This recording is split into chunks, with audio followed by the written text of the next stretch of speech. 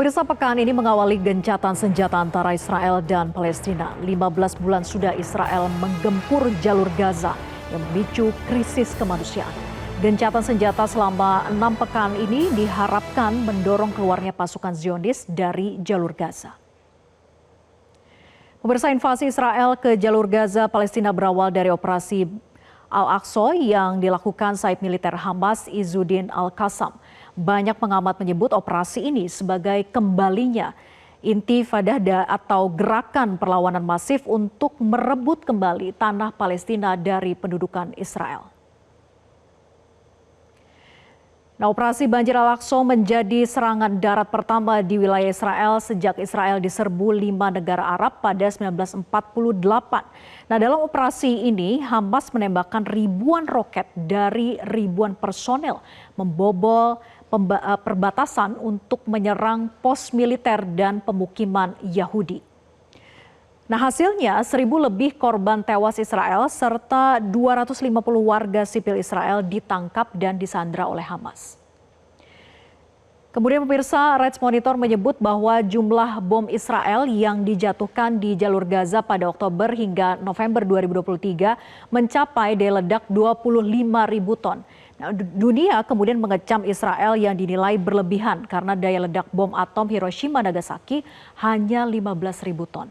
Serangan bom Israel meluluh lantakkan bangunan dan infrastruktur di jalur Gaza. Kemudian pemirsa, setelah serangan bom melalui udara pada 13 Oktober 2023, militer Israel mulai menginvasi jalur Gaza menggunakan tank dan persenjataan berat. Nah, dengan alasan mencari pejuang Palestina yang bersembunyi, Israel merusak dan menghancurkan berbagai bangunan yang ada di sana. Salah satu kemudian target invasi Israel adalah Rumah Sakit Indonesia. Pada 20 November 2023, militer dan tank Israel ini kemudian mengepung Rumah Sakit Indonesia di jalur Gaza karena dituding menjadi tempat bersembunyi pejuang Palestina. Kemudian pemirsa, banyak negara menyebut invasi Israel di jalur Gaza sebagai genosida. Selama 15 bulan invasi, 47.000 warga Gaza tewas, 17.000 diantaranya adalah anak-anak. Nah, korban luka mencapai 110.000 orang dan 11.000 orang hilang. Serangan Israel juga mengakibatkan 217 jurnalis Palestina tewas, 3 jurnalis Lebanon tewas, dan 2 jurnalis Israel yang tewas. Selain di jalur Gaza, 858 rakyat Palestina di tepi barat pun juga tewas oleh militer Israel. 175 diantaranya ini adalah anak-anak.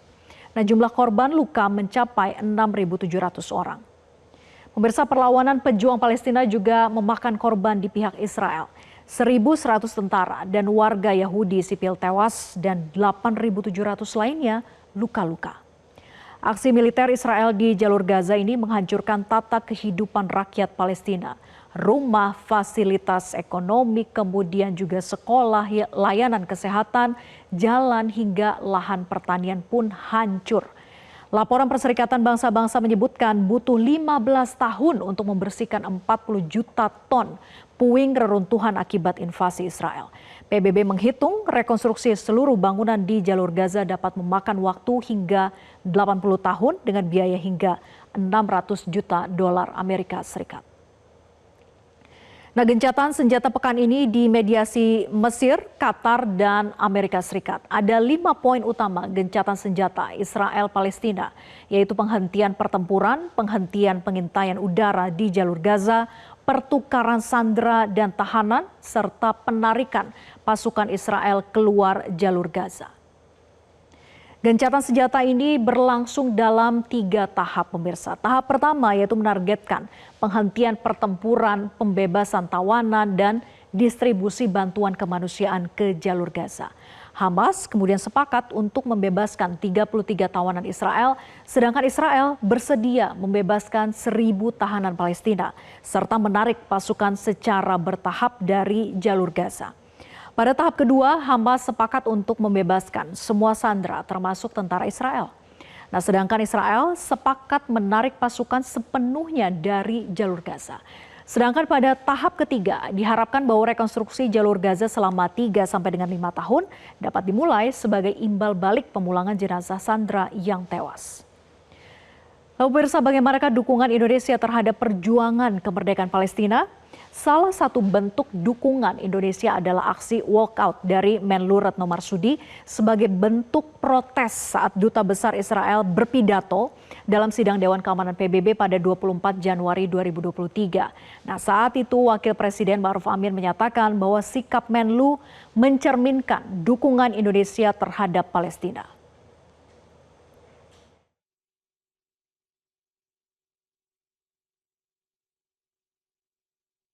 15 bulan Israel, Palestina, Indonesia dua kali mengirimkan bantuan kemanusiaan. Pada 28 September 2024, Indonesia kembali menunjukkan dukungan terhadap perjuangan kemerdekaan Palestina dengan aksi walkout saat Perdana Menteri Israel berpidato di PBB. Menlu Retno Marsudi menyatakan aksi itu merupakan protes terhadap impunitas Israel yang kerap melanggar resolusi PBB. Saya melihat banyak resolusi yang dilanggar terkait Palestina, namun tidak pernah ada sanksi kepada para pelanggar. Rekan-rekan, lebih lanjut dalam statement, saya juga menyampaikan kemana Palestina harus mengadu jika DKPBB selama berpuluh-puluh tahun gagal menjalankan resolusi yang dibuatnya sendiri. Sementara Israel membunuh rakyat Palestina tanpa dihukum. Bersama pemerintahan baru hasil pemilu 2024 juga menyatakan komitmen dukungan terhadap perjuangan kemerdekaan Palestina. Komitmen itu tegas disampaikan Presiden Prabowo dalam pidato pelantikannya. Kita bahas itu, saya tetap menyarankan two-state solution, sebetulnya mereka juga setuju. Kita bekerja, kita berharap untuk bisa gencatan senjata segera. Pemirsa, media melaporkan sejak gencatan senjata berlangsung ribuan truk telah memasuki wilayah yang diblokade Zionis Israel tersebut. Dan inilah inti dari gencatan senjata, yaitu menyelamatkan kehidupan rakyat Palestina. Pada 2 Desember 2024 misalnya, Sekjen PBB Antonio Guterres menyatakan bahwa situasi di jalur Gaza mengerikan dan diambang kehancuran. Dalam pidato di Kairo itu, Guterres menyebut bahwa malnutrisi merajalela, kelaparan di depan mata, dan sistem kesehatan pun runtuh. Pemerintahan yang lalu menunjukkan bahwa komitmen kuat mendukung perjuangan Palestina tidak hanya di arena diplomasi, namun juga dengan mengirimkan bantuan kemanusiaan. Dengan slogan melanjutkan, tentu banyak yang berharap pemerintahan baru hasil pemilu 2024 ini juga melanjutkan komitmen dukungan terhadap Palestina. Nah, pemirsa, kami melakukan jajak pendapat sederhana melalui media sosial dengan pertanyaan, apakah Anda optimis bahwa Damkar itu mampu menangani kebakaran gedung tinggi? Yaitu 56% responden menyatakan tidak. Jelajahi cara baru mendapatkan informasi. Download Metro TV Extend sekarang.